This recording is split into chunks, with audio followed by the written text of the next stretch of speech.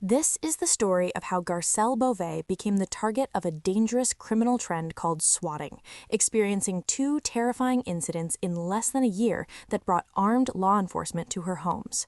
The Real Housewives of Beverly Hills star and veteran actress has faced fake emergency calls that could have ended in tragedy, highlighting a growing threat that's affecting celebrities, streamers, and ordinary people across the country. On Sunday night, January 25, 2026, Garcelle Beauvais was home alone at her Porter Ranch residence in the San Fernando Valley when Los Angeles police officers arrived with lights and sirens. Someone had called claiming to be her ex-boyfriend, saying he was armed with a sawed-off shotgun and reporting possible assault with a deadly weapon and shots fired. The caller stayed on the phone but refused to meet with police. When officers arrived, they found no evidence of any crime. Beauvais was safe, but she found the incident extremely scary and had no idea what was happening until police showed up at her door. This wasn't Beauvais' first experience with swatting. Just months earlier, during the summer of 2025, her beach house in Oxnard, California, had been targeted in a similar incident. That first attack came frighteningly close to disaster, and understanding what happened requires looking at both incidents together, the woman they targeted and the dangerous phenomenon that's become a weapon of harassment in the digital age. Before we dive deeper into these incidents, let's establish who Garcelle Beauvais is, because her story is remarkable even without the swatting. Born on November 26, 1966 in St. Mark, Haiti, Garcelle was the youngest of 7 or 8 children. Her parents, Marie-Claire Beauvais, a nurse, and Axel Jean-Pierre, a lawyer, divorced when she was just 3 years old. At age 7, Garcelle immigrated to the United States with her mother and siblings, settling in Peabody, Massachusetts. She spoke only Creole and French and learned English by watching Sesame Street.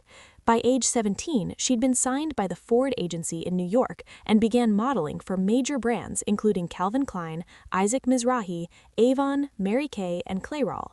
People magazine named her one of their 50 most beautiful. Her transition to acting came in 1984 with a small role on Miami Vice, followed by her film debut in the 1988 Eddie Murphy classic Coming to America. Throughout the 90s and 2000s, Beauvais built an impressive television career. She played Francesca Fancy Monroe on The Jamie Foxx Show from 1996 to 2001, then Assistant District Attorney Valerie Haywood on NYPD Blue from 2001 to 2004. Her filmography includes White House Down, Spider-Man Homecoming, Flight with Denzel Washington, and Coming to America in 2021. But for many viewers, she's best known for making history in 2020 when she joined The Real Housewives of Beverly Hills as the franchise's first Black cast member. She stayed for 5 seasons through season 14, also co-hosting the talk show The Real from 2020 to 2022. With an estimated net worth of $8 million as of 2025, Beauvais has built a media empire. She has her own production company, Garcelle Beauvais Productions, a lifetime partnership for executive producing films, a children's jewelry line called Petit Bijou, a podcast called Going to Bed with Garcelle, and a home collection on HSN. Her memoir, Love Me As I Am, published on April 12, 2022, reached #1 on Amazon. Now 59 years old, she has 3 sons, Oliver Saunders from her first marriage to Daniel Saunders, and 18-year-old twin boys Jax Joseph and Jade Thomas Nillen from her second marriage to Mike Nillen. That marriage, which began in May 2001, ended when she filed for divorce in May 2010 after discovering her husband's 5-year affair. This is a woman who immigrated to America knowing no English, learned the language from a children's show, and built a career spanning modeling, acting, producing, writing, and business. She's fluent in 3 languages, supports charities including UNICEF and CORE for Haiti Relief, and serves as an ambassador for the anti-cyberbullying nonprofit CyberSmile. Understanding who she is makes what happened to her even more disturbing. The first swatting incident occurred during summer 2025 at Garcelle Beauvais' beach house in Oxnard, California. She'd purchased this property in May 2022, and the renovation took 3 years. The home is valued at $1.5 million. The timing of this attack was chilling. Garcelle had been hosting her twin sons and their friends at the beach house. There were 11 teenagers total, all Black except for 1 white teen. They'd stayed from Thursday through Saturday. The teens left Saturday afternoon, returning to Los Angeles. Hours after they departed, the swatting call came in. FBI agents with rifles responded to the false emergency. When Garcelle learned what had happened, she didn't even know what swatting was. She had to call her son Jade to ask him to explain it. She said, "I didn't even know what that was. So I called Jade and I go, 'What is swatting?' And he's like, 'Mom, they do it to YouTubers or streamers, or somebody calls and says there's something crazy at your house, so FBI shows up. I have video of like rifles with lights on them.'" The relief Beauvais felt about the timing was profound and immediate. She said, "God is amazing, because had we been there, I would have been there with 11 teenagers. All night long, I kept on saying, 'Thank you, God. Thank you, God. God, thank you, God. We weren't there.'" Think about what could have happened. 11 teenagers, 10 of them black, at a beach house when armed federal agents with rifles arrive, expecting a violent emergency. The potential for tragedy is obvious and terrifying. Any sudden movement, any misunderstanding, any moment of panic could have turned this into a catastrophic incident. Just months later, on Sunday, January 25, 2026, it happened again, though some sources report it as Saturday, January 24th. This time, the target was her Porter Ranch home in the San Fernando Valley. The call came in around 8 p.m. on Sunday night. The caller claimed to be Garcelle's ex-boyfriend and said he was armed with a sawed-off shotgun and reported possible assault with a deadly weapon and shots fired. The caller stayed on the phone but refused to meet with police. When officers arrived, they found no evidence of any crime. Beauvais was safe, but she found the incident extremely scary and had no idea what was happening until police showed up at her door. This wasn't Beauvais' first experience with swatting. Just months earlier, during the summer of 2025, her beach house in Oxnard, California, had been targeted in a similar incident. That first attack came frighteningly close to disaster, and understanding what happened requires looking at both incidents together, the woman they targeted and the dangerous phenomenon that's become a weapon of harassment in the digital age.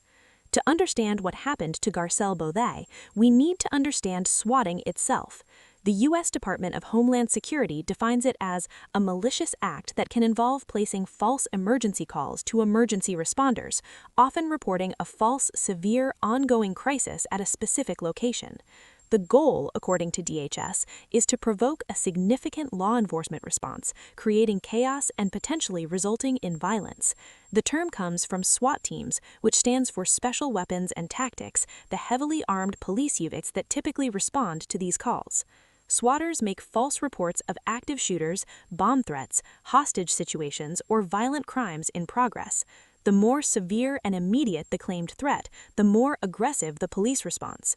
When officers believe lives are in immediate danger, they arrive prepared for the worst. The targets vary widely: individuals, businesses, government officials, schools, faith-based institutions, federal facilities, celebrities, online gamers, streamers, and ordinary people have been swatted as of the research date. The motivations range from harassment and revenge to entertainment and political intimidation. The dangers are real and severe. There's risk of serious injuries, loss of life, and long-term psychological trauma.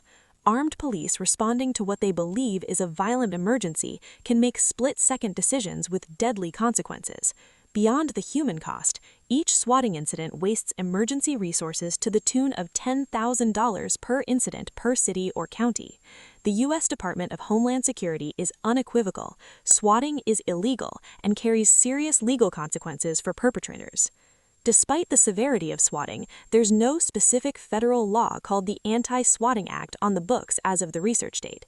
However, swatters can be charged under multiple federal statutes, including false information and hoaxes under 18 U.S.C. Section 1038, interstate transmission of threats, stalking if it causes emotional distress or fear, wire fraud, and cyberstalking. Proposed federal legislation has been introduced multiple times. The Anti-Swatting Act of 2015 proposed penalties up to 20 years. More recently, Representative David Kustoff introduced the Preserving Safe Communities by Ending Swatting Act of 2023, designated as H.R. 3913. At the state level, at least 9 states have specific swatting laws: California, Maryland, Michigan, Missouri, New Jersey, Ohio, Texas, Virginia, and West Virginia. Additional states, including Kentucky, Oregon, Georgia, Iowa, New Mexico, New York, Pennsylvania, Rhode Island, and West Virginia, have introduced or passed recent legislation. Since Garcelle's incidents occurred in California, the state's penalties are particularly relevant. Under Penal Code Section 148.3, making a false report of an emergency is a misdemeanor punishable by up to $1,000 in fines, up to 6 months in county jail, or both. If the swatting results in injury or death, steeper felony charges are possible. Penal Code Section 148.5 covers false crime reports to peace officers, with similar penalties of a maximum 6 months in jail and $1,000 fine. The specific circumstances determine the exact charges and penalties under Section 653X. The sentences handed down in notable swatting cases show the serious consequences when perpetrators are caught. Tyler Barris received 20 to 25 years in federal prison in 2017 for a fatal swatting incident in 2017 in Wichita, Kansas, where the victim was shot